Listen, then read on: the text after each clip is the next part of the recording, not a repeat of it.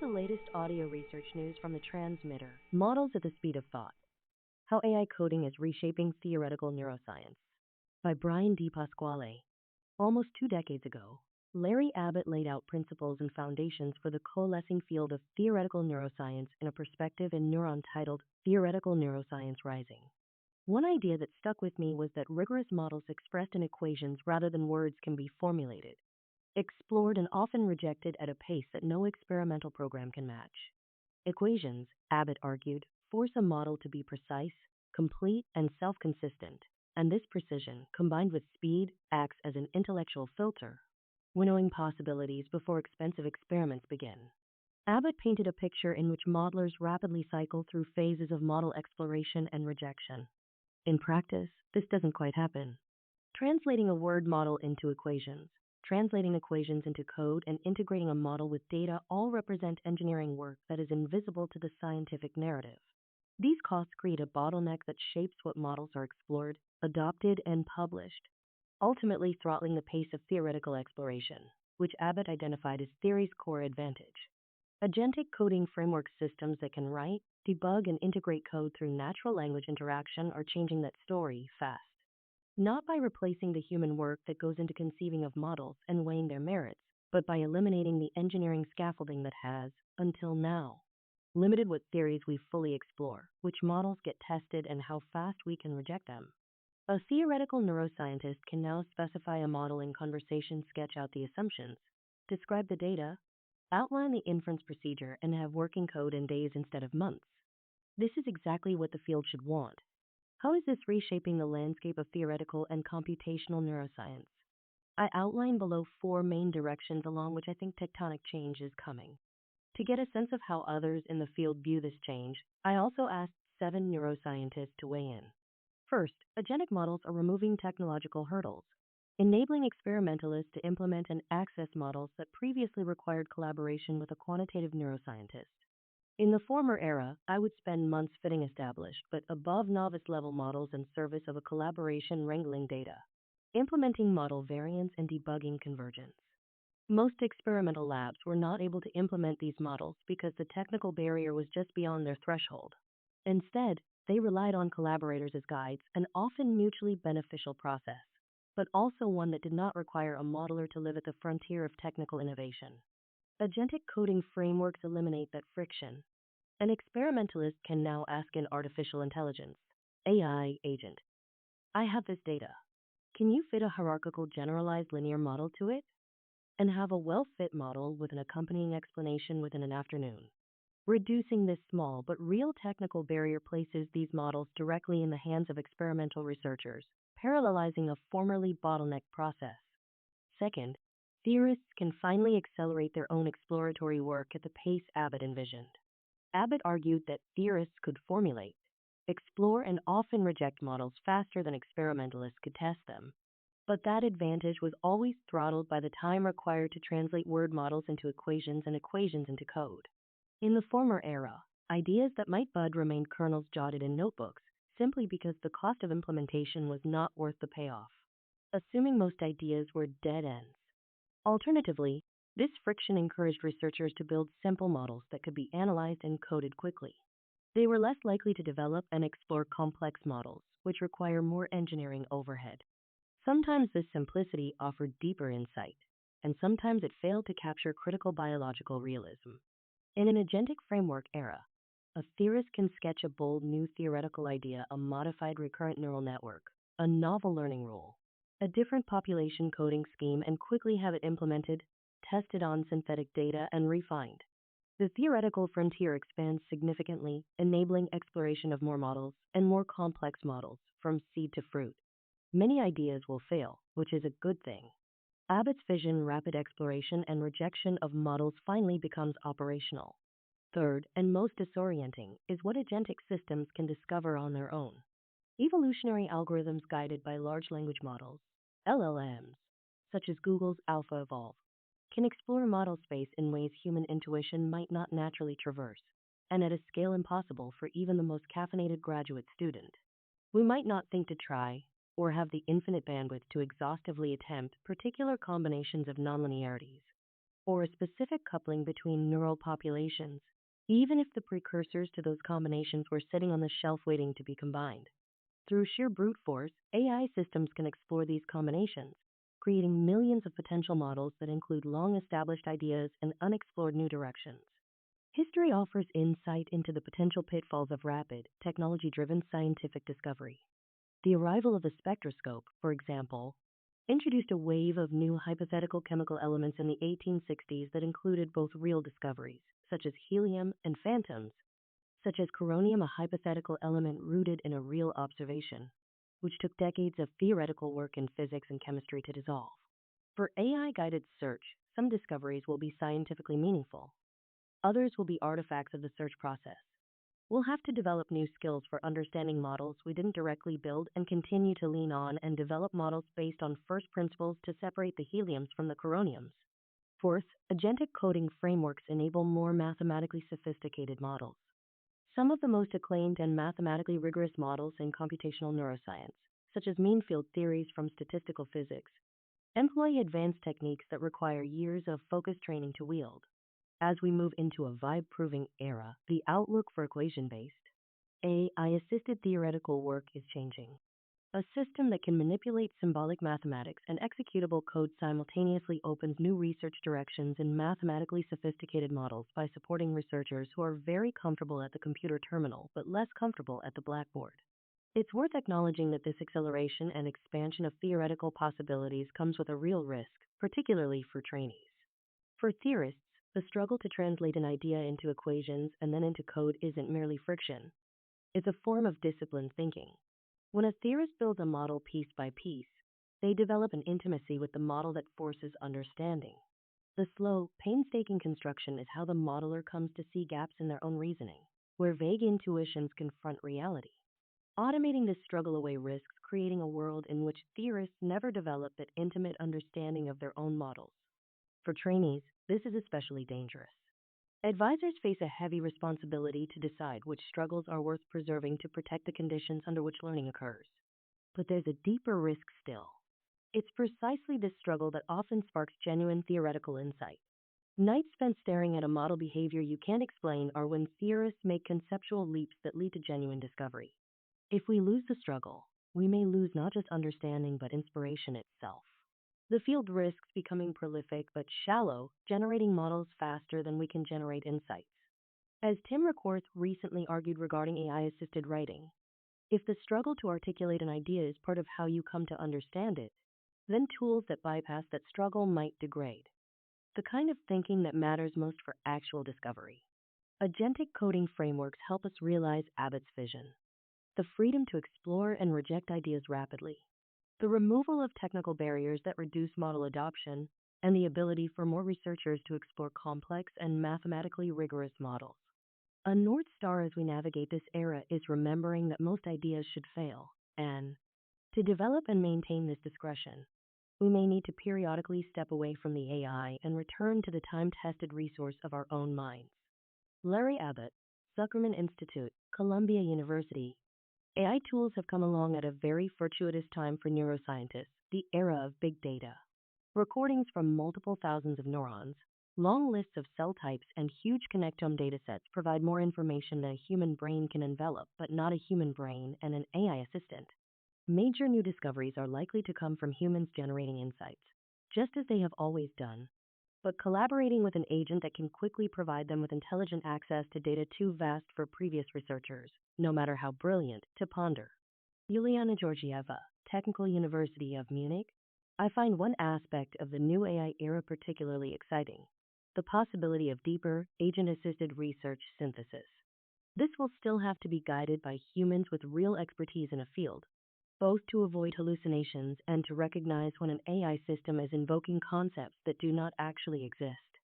But when used critically, these tools can help us rediscover older papers, identify convergent findings across studies, increase the value of results that have been independently reproduced, and generate new hypotheses by linking published works that would otherwise remain disconnected. They can also help us dismiss ideas that are inconsistent with the broader experimental work. For theoretical neuroscience, this is really exciting. Theorists no longer have to rely only on a close experimental collaborator or hope that the dataset from their favorite paper has been made public, although thankfully that is becoming more common. Instead, we can begin to build and evaluate models against a much broader experimental landscape, not just a single dataset, but a searchable, extensive body of experimental evidence. In that sense, AI agents may help theoretical models become more tightly constrained by the full richness of neuroscience rather than by the small subset of experiments any one modeler happens to know well. Dan Goodman, Imperial College London. It's worth distinguishing between two separate questions. How should we think about vibe modeling based on the current generation of LLMs versus future AI models? For the current generation, there is a real risk that isn't acknowledged in the article, that an LLM will produce code that appears to test the idea of the modeler, but in fact contains errors or hidden assumptions that aren't visible in the output. This isn't a theoretical risk. It's something that seems to crop up very regularly in practice. This danger isn't unique to LLMs. It happens every time we use the wrong statistical test because the software package makes it so easy.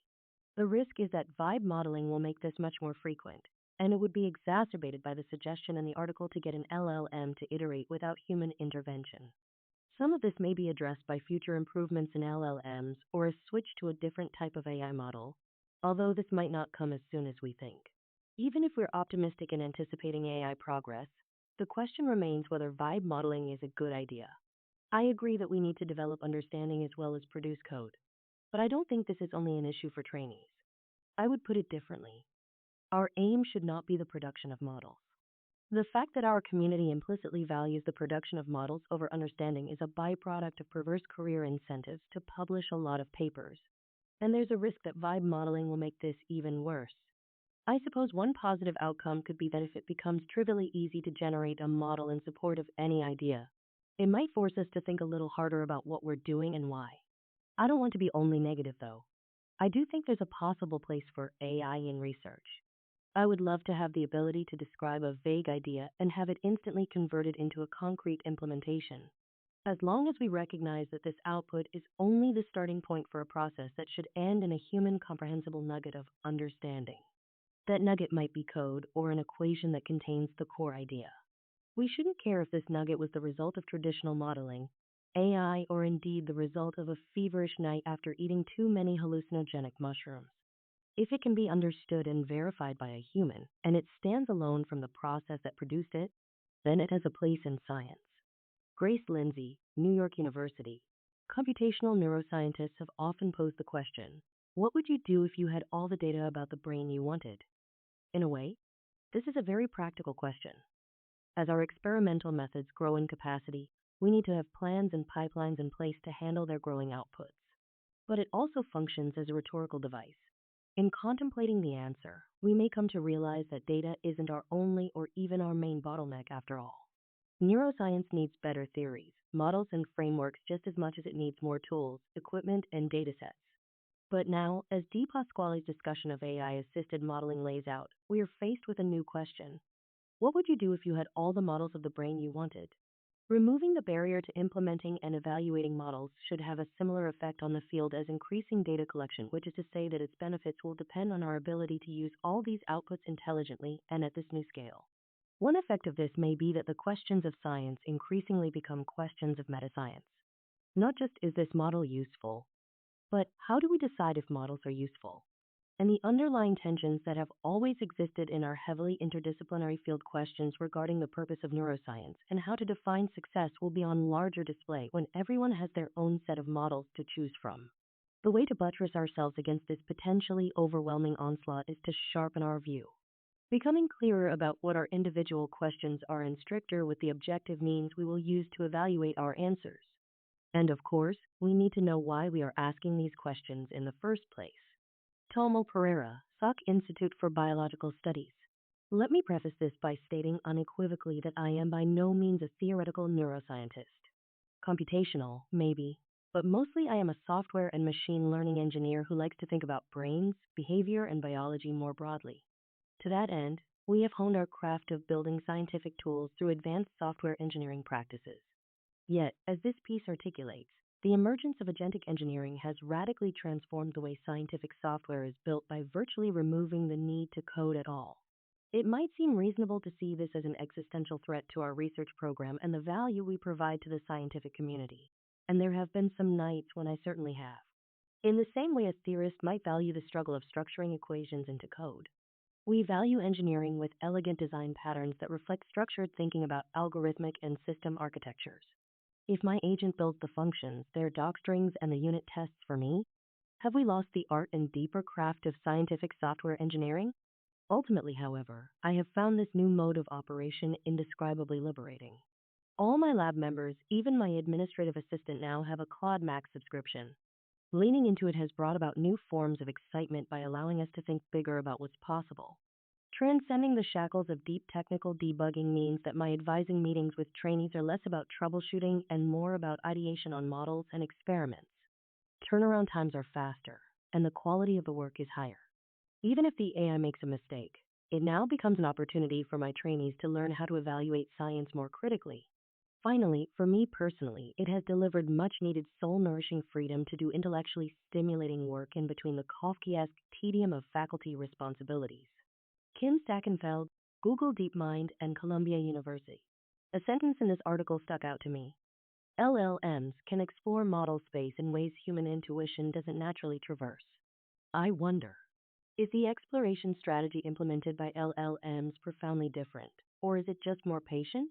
In some ways, LLM strategy is similar to ours, simply trying probable or plausible combinations of code, according to a loose grammar articulated by the statistics of the training data. Because these attempts are derived from human-authored text and code, LLMs can leverage much of our existing knowledge and communicate in terms of shared vocabulary and conventions. However, they likely inherit the same theory-induced blindness that we do, and an idea that seems really wild and out there to most humans is unlikely to occur to an LLM. Lacking boredom and exhaustion, they can keep up this search automatically and indefinitely, allowing a pretty thorough exploration of the space of not too crazy solutions. And at present, I suspect they work best when you can point them in vaguely the right conceptual direction. Like a flashlight as opposed to a laser pointer, they can illuminate much in the vicinity of what you're aiming at, but they won't show you what is behind you. Anthony Zader, Cold Spring Harbor Laboratory. AI is obviously going to have a massive impact on how we do science, and it's hard to know what the long run looks like. LLMs are like genies. They can grant you almost any wish, but you have to be very careful about what you ask for. But in the short run, 4 things stand out. Solving hard equations is one of the main skills taught in graduate school physics. There's a cadre of physicists who fetishize the ability to walk up to the board and crank away.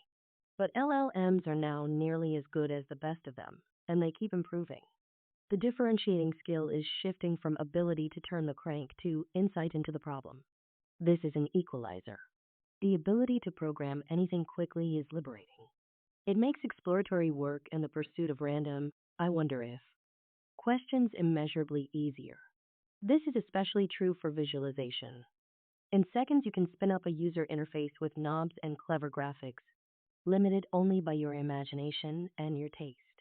For computational neuroscience, where so much progress comes from playing with a model until you understand what it's actually doing, this is a game changer. The most obvious application is foundation models. The ability to ingest huge amounts of data and make predictions is undoubtedly useful, but I'm not sure it will turn out to be quite the game changer many people think. Prediction is not understanding.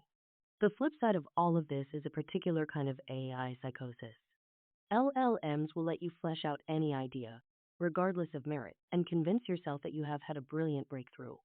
Researchers need to get better at prompting their chatbot collaborators to provide not just encouragement, but skeptical critiques. Or possibly they should consider running their breakthroughs by an honest colleague. This audio was created using artificial intelligence. Stay up to date with the latest neuroscience news and perspectives at thetransmitter.org. Follow audio research news on Spotify, YouTube, or wherever you get your podcasts.